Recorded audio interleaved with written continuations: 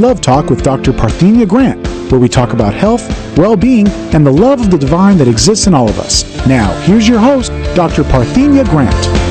Thank you for joining us once again on Divine Love Talk on CRN with Dr. Parthenia. We've got beautiful and divine Dr. Sarah Larsen here today. She was at the Oscars last night. She's going to tell us a little bit about Michelle Obama's speech and some highlights of the Oscar. We're also going to be talking about a very provocative and award-winning film that is an adaptation of a novel called Bless Me, Ultima. And we will also bring Kim Michaels in on the discussion of how the ego can use a spiritual teaching to abort your quest for truth. And Kim, this is a part of this 7-part series that you have on your website called The Least You Should Know About Your Ego. So I've been turning a lot of people on to the 7-part series because there's just so much work that we need to do to get our ego in check so we can move on to the next level. So we've got an exciting show lined up for you guys. And Dr. Sarah, why don't we open up with highlights from the Oscar? Oh my gosh, the Oscars were amazing. It is everyone that works there is on the stage. The most beautiful people gathered to celebrate in the most beautiful way, elaborate and actually divine in the way that it shows up. And Michelle Obama was such a surprise at the very end. It was just her, and it's always interesting to me when politics and the arts mix. But in this case, and usually I'm repelled by that. I'll often think politicians and arts, the artists must remain separate from politics to really stand up for the voice of creativity, authenticity. And so when the White House came in, at first I had a little bit of censorship. This is really interesting. But she really made a plea for the arts being funded and the importance of our arts throughout. This is the result of arts being funded in school. And really Hollywood and these awards are the best of the best getting together. It's cinema, it's science, the art of science. And the documentaries, the documentaries, the best storytellers gathering to share the art that they've created in living, breathing form. And we've talked about, the spiritual and inspirational role of films in society, and definitely want to celebrate that. And that segues in beautifully with the film Bless Me, Ultima, which opened this weekend. It's independent and it's on a limited run.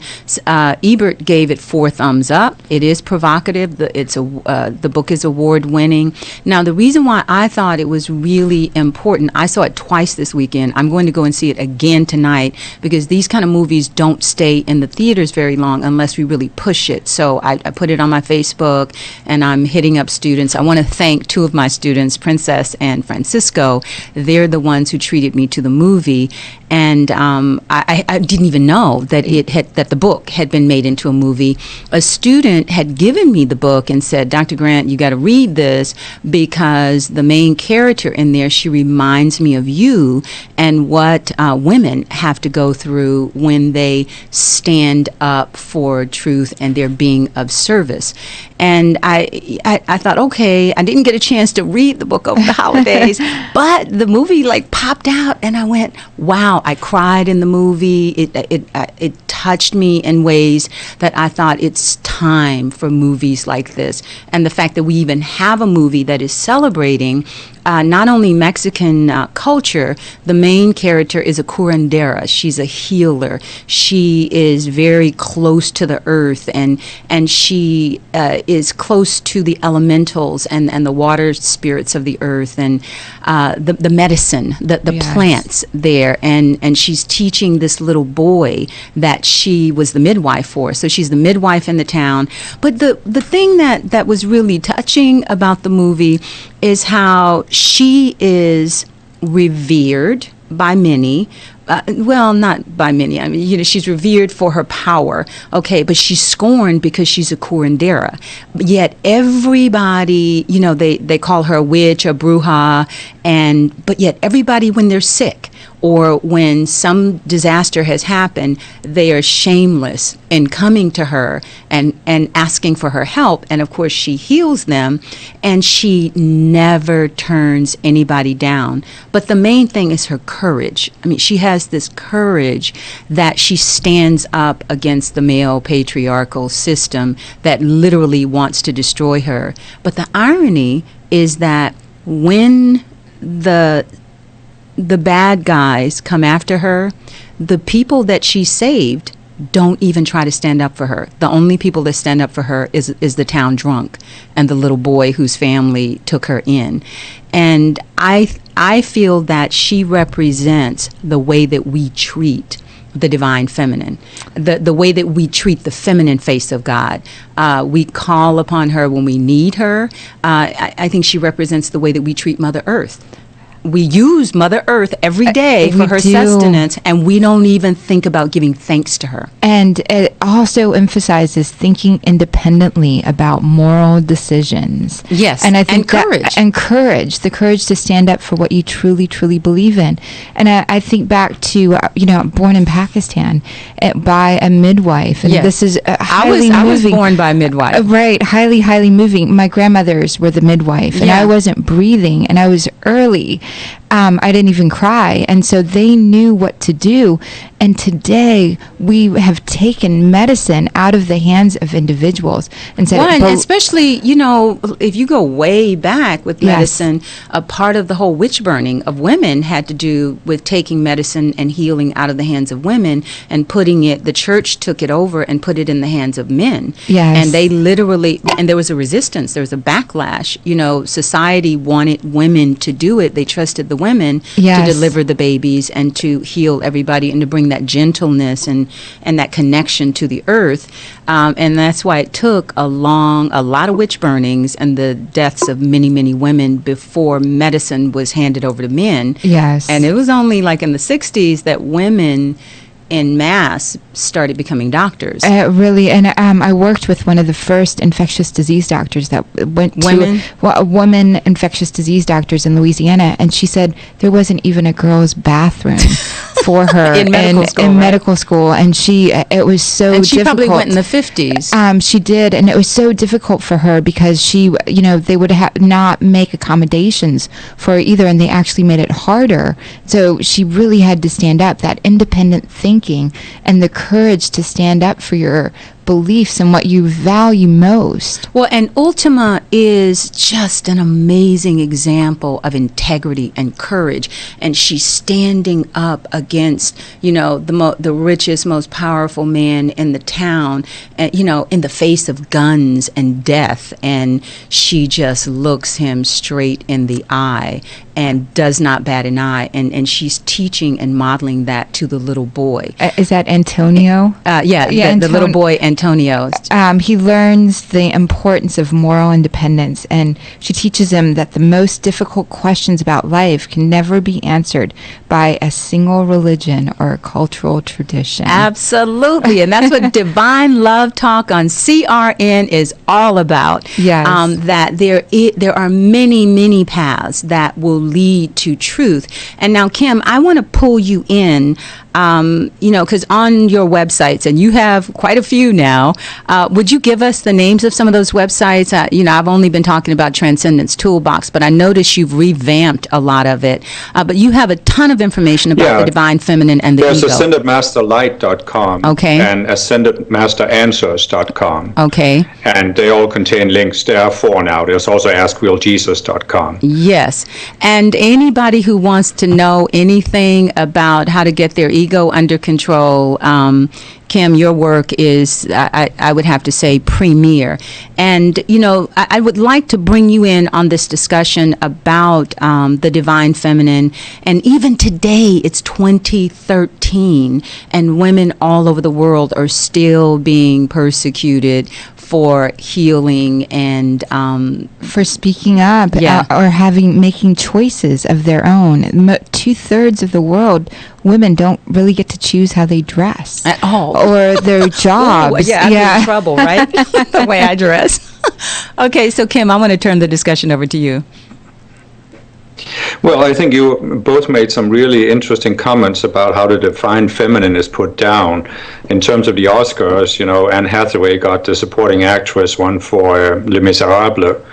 And her role there as Fantine actually is an example of that, Love of that how movie. she is put down for Yes. trying to do the right thing for her child. Yes. But I was really struck when I saw that movie that how even the workers who work with her at the factory don't have any solidarity Right, with the her. women. And that's Yeah, they exactly attack like her. the other movie you're talking about. Yeah. Yeah. And so I actually think that even beyond just talking about women and men, I think that there's something in us all where we have the ability, whether we are men or women, to use our intuition to know truth from inside ourselves. Yes. And when you were talking about the witch hunts, that was actually what I see as being put down in that whole process, where, we are not allowed to know truth inside ourselves. We have to submit to the system of the elite. Yes.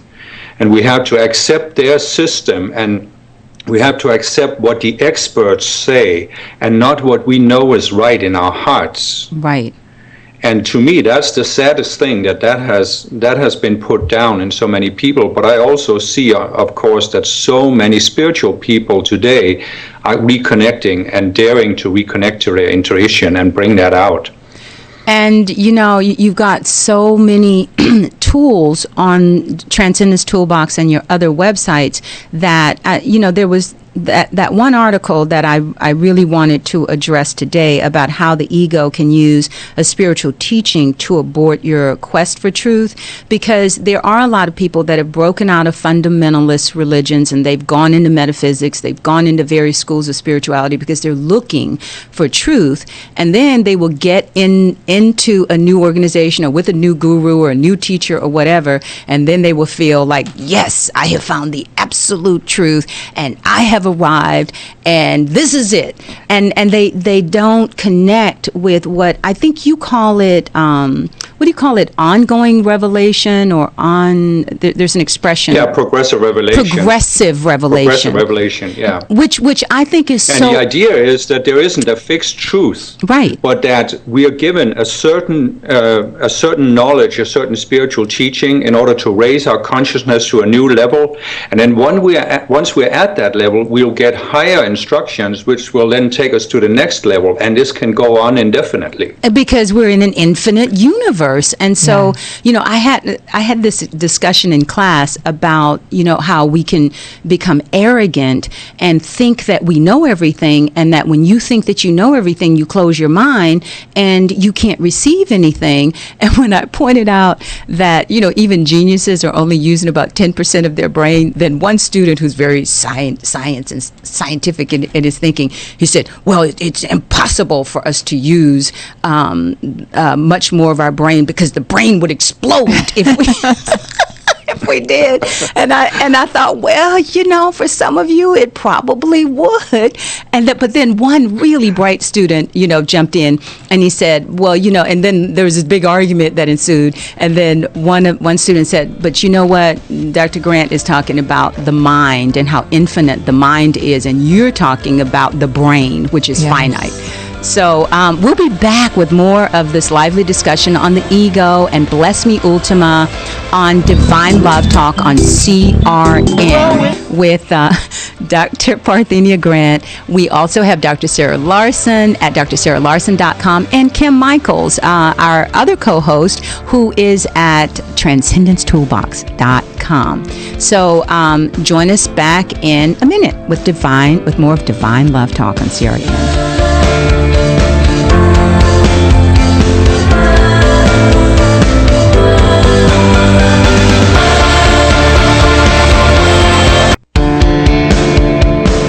Okay, we're back with more of Divine Love Talk on CRN with Dr. Parthenia Grant and my co-host, Dr. Sarah Larsen at drsarahlarsen.com, and my co-host, Kim Michaels from Transcendence Toolbox. Today, we're talking about the Oscars. We're also talking about this amazing new film that was released this weekend, Bless Me, Ultima. And it's based on a book by Rudolph Anaya, who's the author, and it's directed by Carl Franklin, who directed Devil in a Blue Dress. I love that one.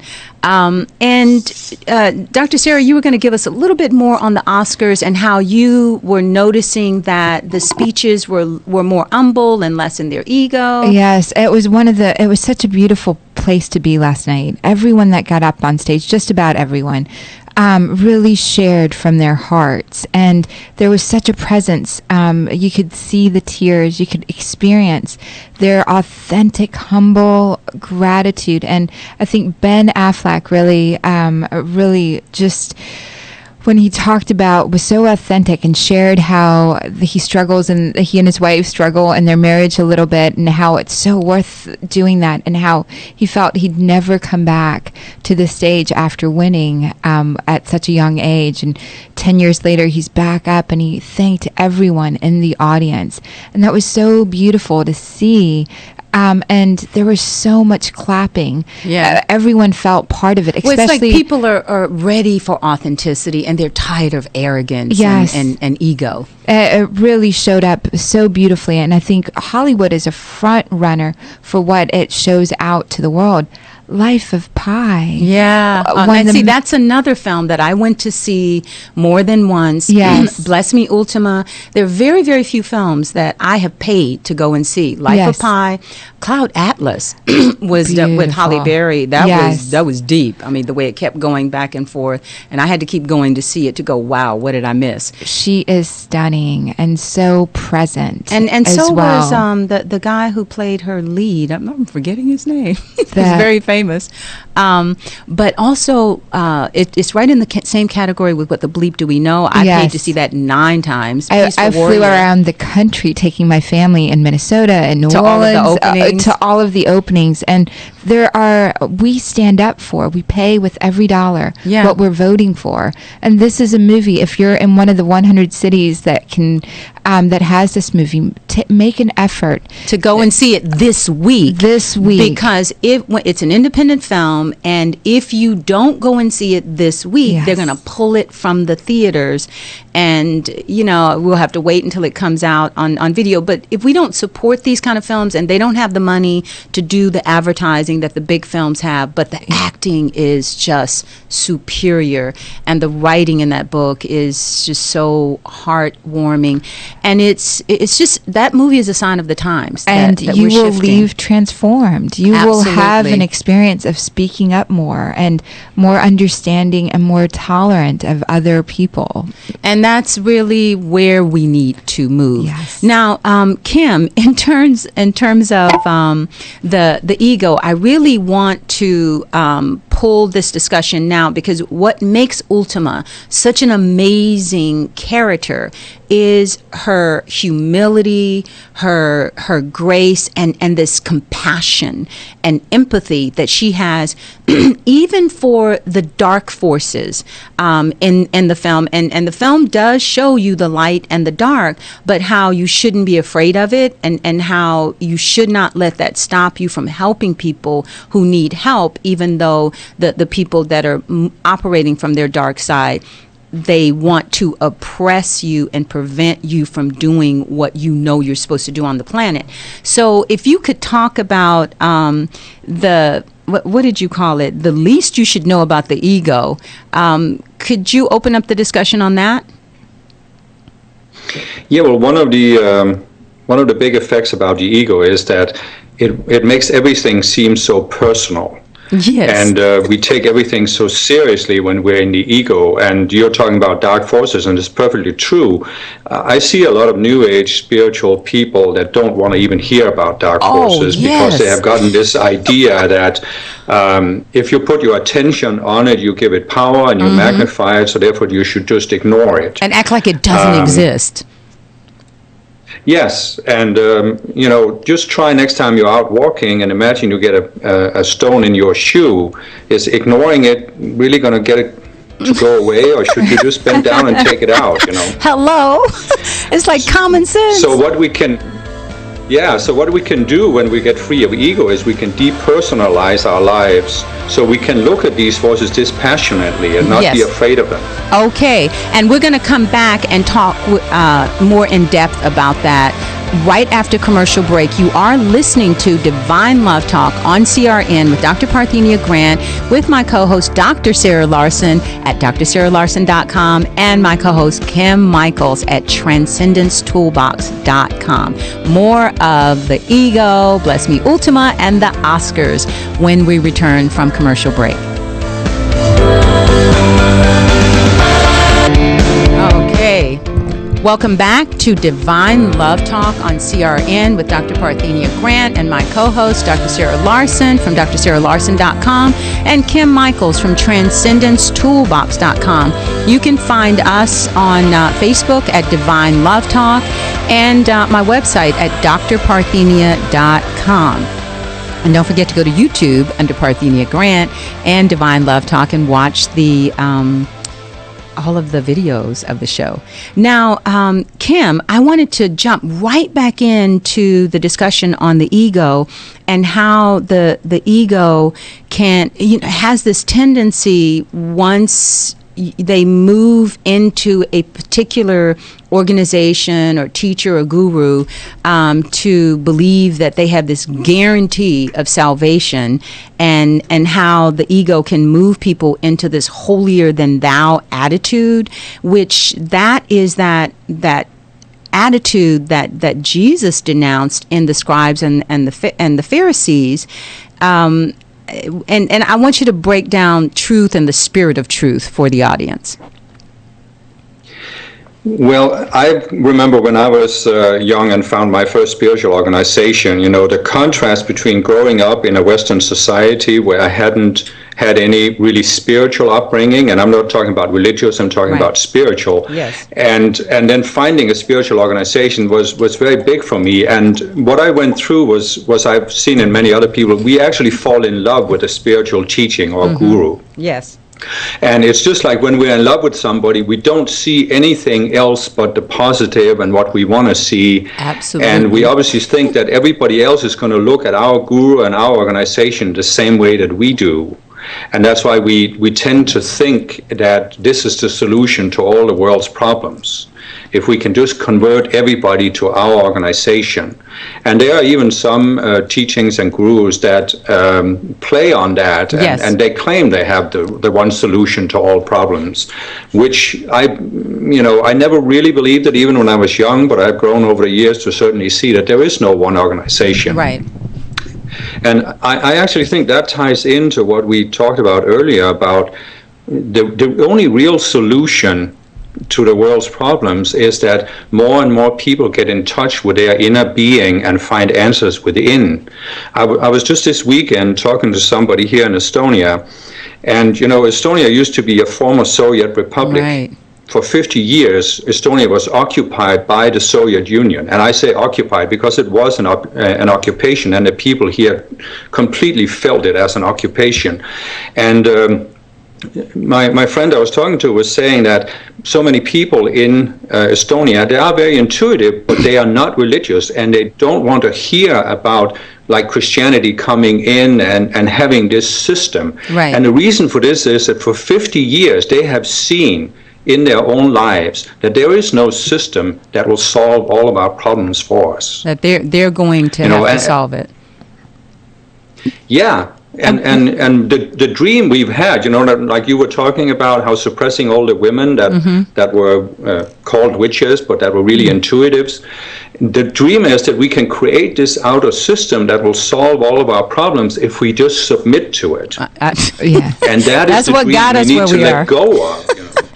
Well, you know, Kim, when I met your wife, Helen, in Australia, one of the things that impressed me so much about her and the other friend of hers from Estonia was how out of that oppressive regime, they grew into very independent, very conscious, very courageous women that are full of integrity and spunk and spark and very inwardly driven. And that was really, really impressive for someone like me coming from the West. And I have that same kind of spunk and ability to just stand up and speak the truth and not be afraid. But to see it in a younger woman coming from a Soviet regime, I thought, wow, we could use a lot more of the Helens, you know, over here in America, because it's almost like we lost that, you know, after the 60s and 70s. And we've been taught to look for ourselves outside of ourselves. And we've really been, if in education or in clothing or in something, rather than to go within ourselves and really draw out what's already there. And young women are still being taught in a lot of cultures here in America that they're going to find it in the man that they marry. And I always kind of throw this little joke at them, and I go, well, ladies, I know you're looking for Prince Charming, but Prince Charming is out trying to save his own butt. He doesn't have time to come and save you. Economically, you know, he's not looking for somebody that, you know, he's going to have to take care of. And it's really amazing how we sometimes put it in education. We'll say, oh, if I get that degree. Yeah. Or material things. Or material things. If I have that car, that house. It's external. Or our children. Or our children. Another way, I think one of the most important things about the ego is really looking at the areas that you get offended and being able to really draw out more of yourself. It's a reflection back to you of how you're separating yourself from that individual or that experience. But I also want, Kim, I want you to address that in terms of a lot of, you were talking earlier about the New Age people and how they tend to want to just deny and not address the darkness that comes at them from other people, and trying to find a balance there, because I see a lot of denial when people run into people that are literally meaning you harm. Yeah. They are intending harm. That is their intention. And a lot of New Age people say, oh, well, if you just send them love, just ignore it. Don't address it. It's okay. I have not found that to work. That analogy you gave about getting that rock out of your foot, it's like telling a woman who is with a battered man, just love him, a guy who's battering her. If you just be a better woman and you just love him a little more, he's going to stop beating you. That's what the churches have been telling these women. And I said, you really need to leave. I mean, sometimes you just need to get out of that situation, and you've got to be proactive. So I'd like to turn that over to you, about the dark forces and the fact that they really do exist, and ways that we can actually recognize it and do something about it. Yeah, well, you should talk to people who have lived in the Soviet Union or Nazi Germany, and you will see that loving the dark forces is not really going to work in the ultimate extent. I mean, there was no way the concentration camp victims were going to get anywhere by loving the guards who were shoving them into the gas chambers. Right. But what I find is this, that when I'm really honest with myself, I can see when I look back when I was younger, I also was very reluctant to acknowledge the existence of dark forces. Absolutely. It's scary. Because I think, because I think we have a survival mechanism, so that if there is something we think that we have no defense against or we cannot deal with, then we tend to deny it. Yes. Just in order to survive. Yes. And so it was really only when I started invoking spiritual light and started working with Archangel Michael, and I realized that we do actually have a defense, but it's not a material defense. There's no material defense against it, but there is a spiritual defense. Yes. And that was when I could start looking at it. Well, I do know I can say that with all that I have been through in terms of standing up and speaking the truth, you will get attacked. And I was actually, one of our fans from the show contacted me last night from the Midwest and was saying how, as a young person, standing up for truth, how much he has paid for that as a teenager. And it just, if you look throughout history, anybody who has stood, Gandhi, Jesus, anybody who has stood Galileo, up, they his life, they're going to get persecuted. And I think a lot of people go along to get along because they go, oh my God, look at what happens to other people when they speak out. But that movie, Bless Me, Ultima, she's modeling what courage and integrity looks like. And what I found using the tools on your toolbox, Transcendence Toolbox for psychic protection and the Accuser of the Brethren, those invocations are so powerful, Kim, I cannot tell you. It's like I go to sleep with them, I wake up with them, and, the Archangel Michael, prayer for protection, wow, it just like dissolves, in your etheric field. It just puts the shield around you, and it dissolves, everything in you that might be fear-based or that might be reacting to that energy that's coming at you. And a lot of people like to pretend like there is no negative energy, that people aren't sending jealousy and hate and all kinds of negative stuff at you because that's their, that's the place they're at. And here's the real danger of denying this is actually that denying that there are dark forces actually prevents you from looking at yourself and seeing what is it in you that makes you vulnerable to these forces. Mm-hmm.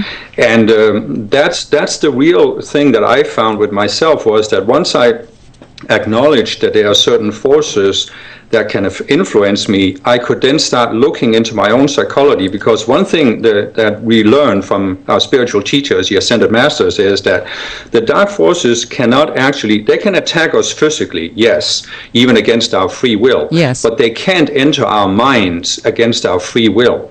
That's true. And that means that there has to be some belief we have in our own minds that gives them a way in. It's like even Jesus said, the prince of this world comes and has nothing in me. Yes. So the prince of this world has to have something in you, and that's a wrong belief. Yes. And if you don't look at that, you cannot overcome it.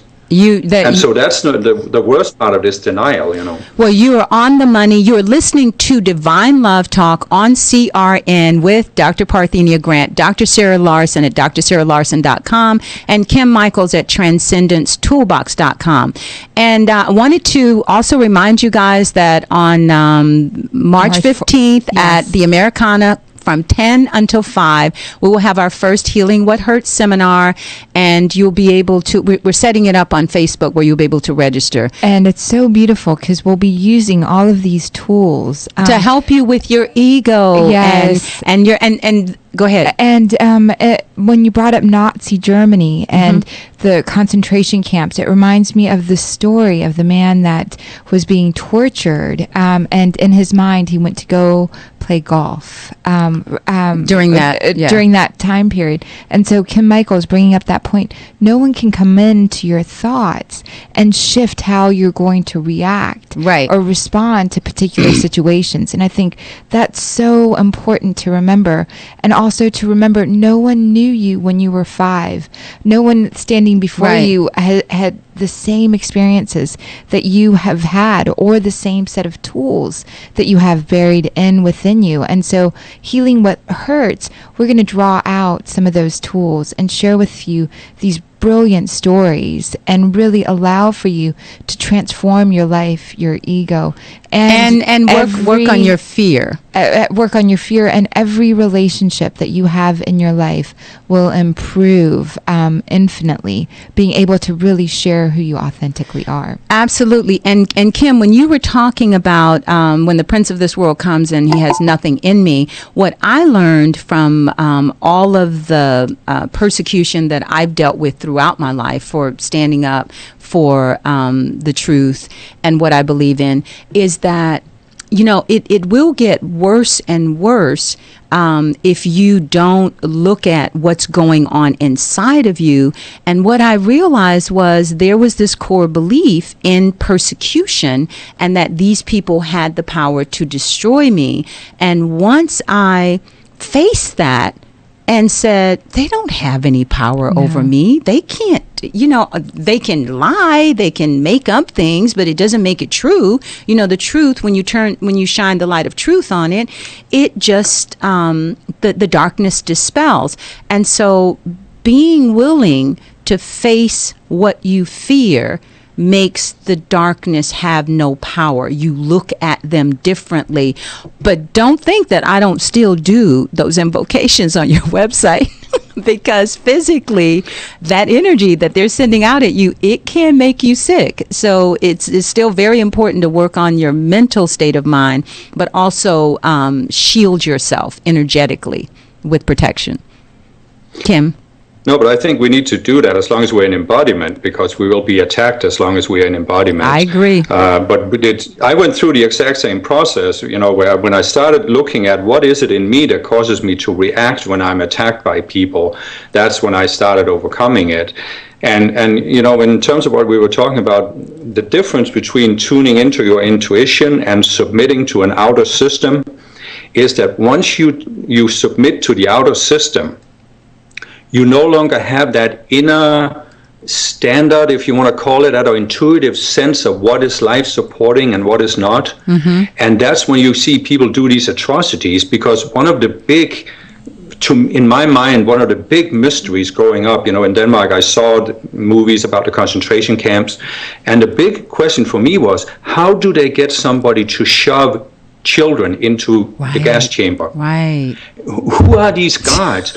and then when you actually see, BBC has done an amazing documentary about Auschwitz, where they actually interview some of the guards. Yeah. And you realize that these were actually quite normal people. They were not evil in any way, but they had submitted to some system that they thought could tell them what was right and wrong. Yeah. So that they had completely neutralized their own inner ability to know. Right. And that's why they just blindly kept doing what they were told to do. And there was one guard that was interviewed in this Auschwitz documentary who to this day believes that it wasn't wrong what he did. Right, of course. Well, and he actually...